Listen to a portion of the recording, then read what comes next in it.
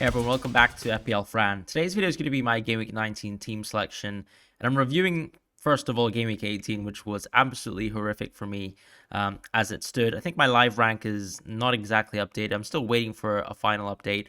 I believe I'll probably end up around 31,000, 32,000 in the world. I'm doing a quick sort of review and also just really a recap of my team selection for Gameweek 19. As of course, the Chelsea versus Wolves game has just culminated, and the biggest thing coming out of that game really was once again a pretty dismaying Chelsea performance from the point of view, of course, owning these assets for on paper easier fixtures, and Chelsea still struggling, for example, to really get things done, particularly, for example, Sterling wasting a few early chances, which could have changed the state of the game. And then, of course, Chelsea also conceding some goals due to sort of very significant key mistakes. And, of course, the question mark on, let's say, Colwill, who was subbed off a little bit early, but probably not early enough for me to really even question whether he's going to start the next week. I do think he's most likely going to do so.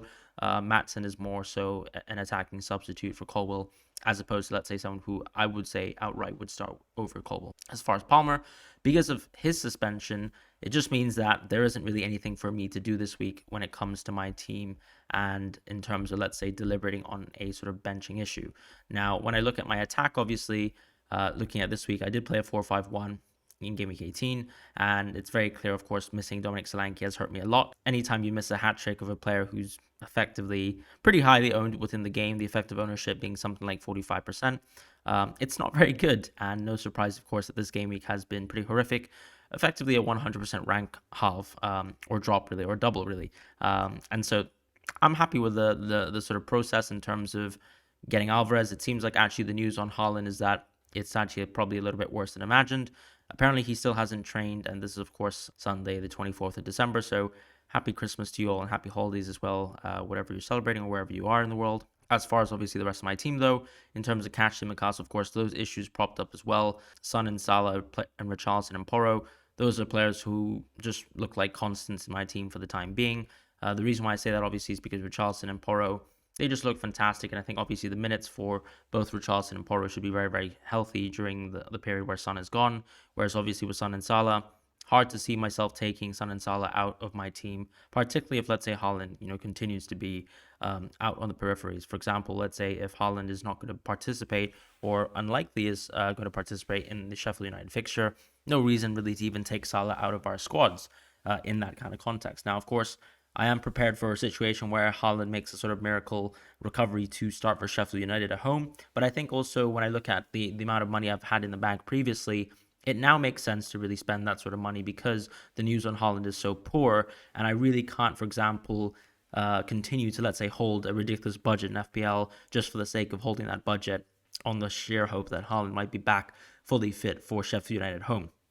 I think we need to sort of prepare for an eventuality that actually Haaland might not be ready for Sheffield United at home, and instead it makes more sense from Man City's point of view to, let's say, have players like KDB, players like Haaland, and players like Jeremy Doku actually come back and join the team and play serious minutes in 2024, which would mean obviously Game Week 21 onwards. And so in that context, it actually makes sense to hold Salah until Game Week 20 as well, and beyond 21, we can obviously reconsider Haaland at that point. And that also means that I probably want to actually make some transfers in the immediate term that actually focus on getting as much, for example, juice out of my team and my budget as possible. And that's why I'm planning, of course, to make a defensive transfer this week to get potentially someone like Trent, because in the midfield, in the attacking positions, obviously I do think that I'm still missing, crucially, Dominic Solanke, but I also think that ultimately this isn't the week to do so. I think my squad right now has a significant weakness in terms of defense, and that's simply because, of course, of the Tsimikas sort of collarbone breaking, which obviously happened within the Arsenal game. Ultimately, I have Gabriel, who I'm very happy to hold. I don't have double Arsenal defense like some other managers, and that would obviously be very lovely for this week. But here I see it as an opportunity to get Trent into my team, which is something that I'm totally happy to do. And so that's going to be the context for this week. Looking at a transfer to sort of attack in the short term, knowing that, of course, we might need to plan around Haaland, but I don't think that we need to seriously plan around him, particularly not for, let's say, Everton away, which I think it's very unlikely now, based on what we've heard, that he'll actually make that game. But, being open to, let's say, maybe an emergency hit for Haaland Game Week 20, just in case he makes a miracle recovery for that game, or really just planning for Game Week 21 and onwards instead, where, of course, by rolling Game Week 19 or 20, one of those weeks, I can easily get towards Haaland with 2 free transfers, particularly knowing that Salah and Son will be out of the game by then. So that's the sort of context right now. As far as, let's say, FPL terms, I've got Richarlison. It actually seems like the injury that he quote unquote suffered was actually just an issue that he was dealing with from training.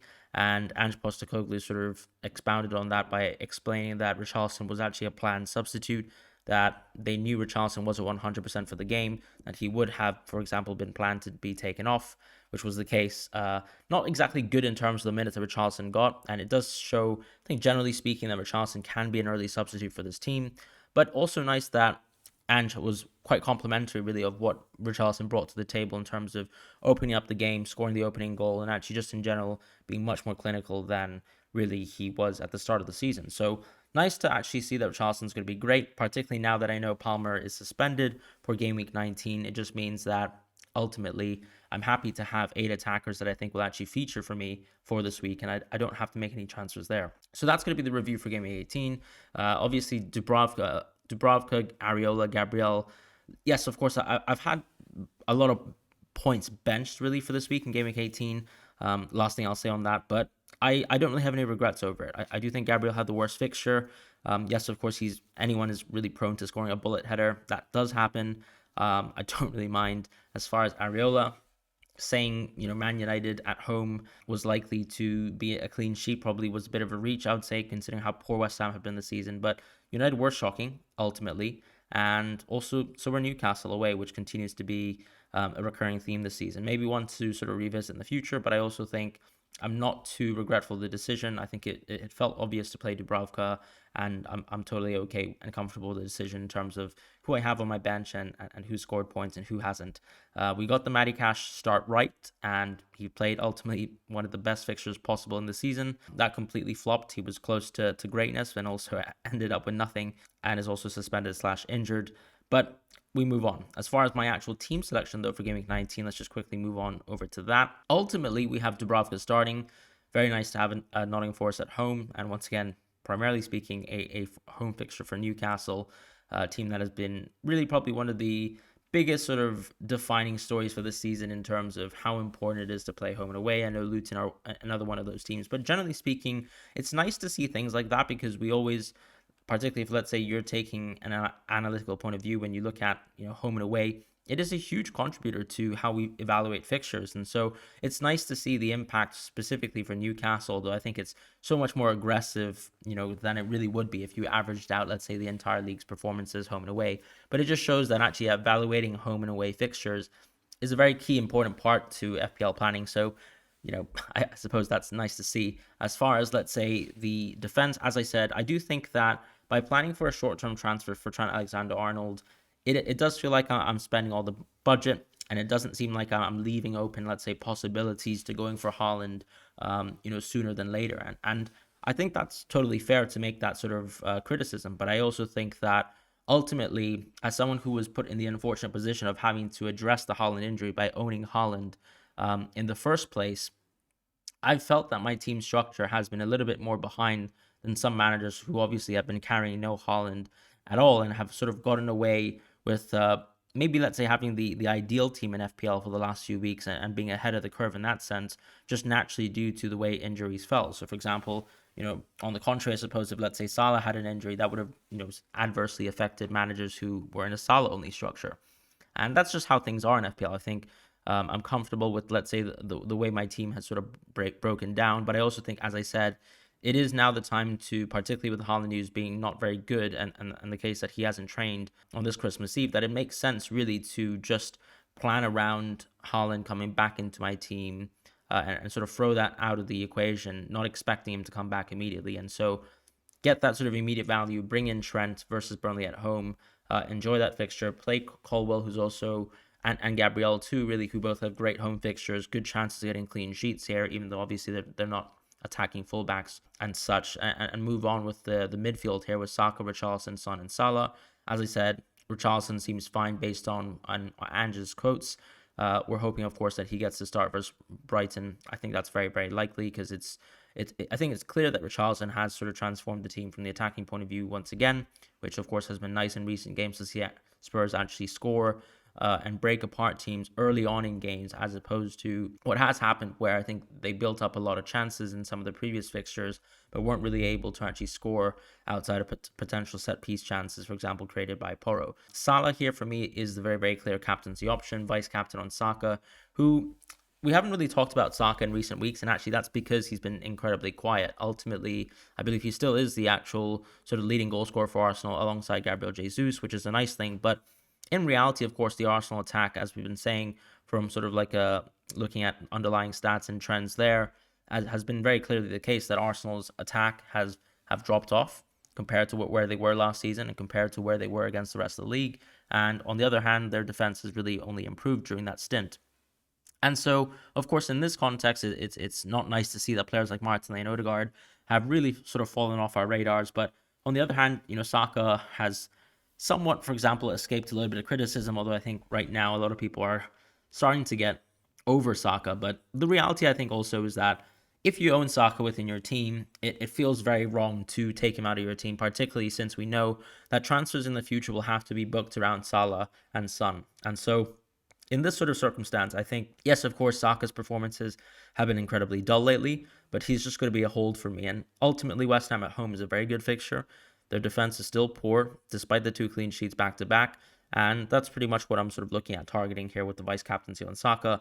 Although, as I said, I think Salah is a very, very clear captaincy, just because everyone else has a pretty dismaying game from the sort of attacking point of view, either because they're having an away fixture like Son, or ultimately they're facing a team that's much more defensively orientated, like, for example, Chelsea are with Crystal Palace. Although, of course, I don't own Palmer or Sterling for this week, and no one will because they're suspended. And, there is, of course, Nkunku on the radar, but my issue still with Nkunku is whether he's going to secure enough minutes in the short term.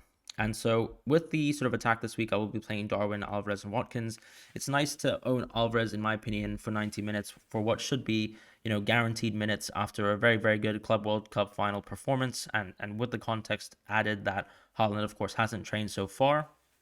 As far as Darwin, him getting, benched for that Liverpool versus Arsenal game just means that ultimately with Luis Diaz potentially even having an injury within the sort of late stages of that game, that his minutes should be very healthy, particularly for Burnley away. So that's something that I can finally enjoy for once, or maybe not enjoy, but at least I'll get minutes from Darwin, and we'll have to sort of think about rectifying him in the future. I always sort of planned for an eventuality where I was going to go Darwin out to Haaland, but we'll have to see what happens there. That is, for example, the sort of rough plan. But of course, if Haaland is out long term, I do think that I'll just be holding Alvarez, and of course, something like Darwin to Solanke might have to be made very, very shortly.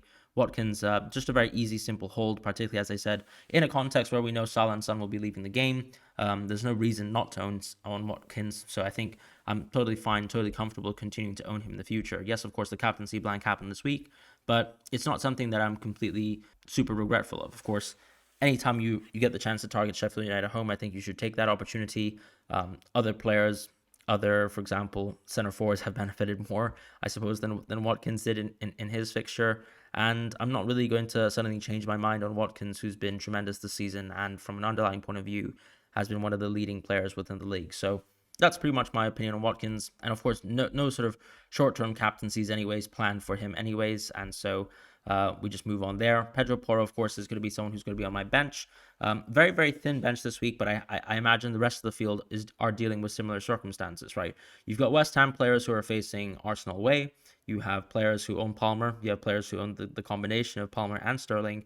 You have people who own Tsimikas, people who own a multitude of other players who are also injured as well, such as Cash, or even other players that are likely to be benched this week as well. So I think given that, of course, we're in a time where a lot of injuries happen, this is to be expected, and hence, of course, why we always advocate for having slightly deeper benches than usual. But I'm happy, of course, with the way that my team looks on paper, even after the Palmer suspension, and this is going to be my Gameweek 19 team selection. So thank you guys so much for watching. If you guys enjoy the content, do feel free to like and subscribe, even drop a comment down. I hope you guys have had better weeks than myself when it comes to FPL. Otherwise, happy holidays to you all, and take care. And thank you once again to all the members who've been supporting this channel this season. Really appreciate the support in general from people who are members or not in general, but thank you and shout out to all of you guys as well in particular. Take care and goodbye, and I'll see you guys in the next video.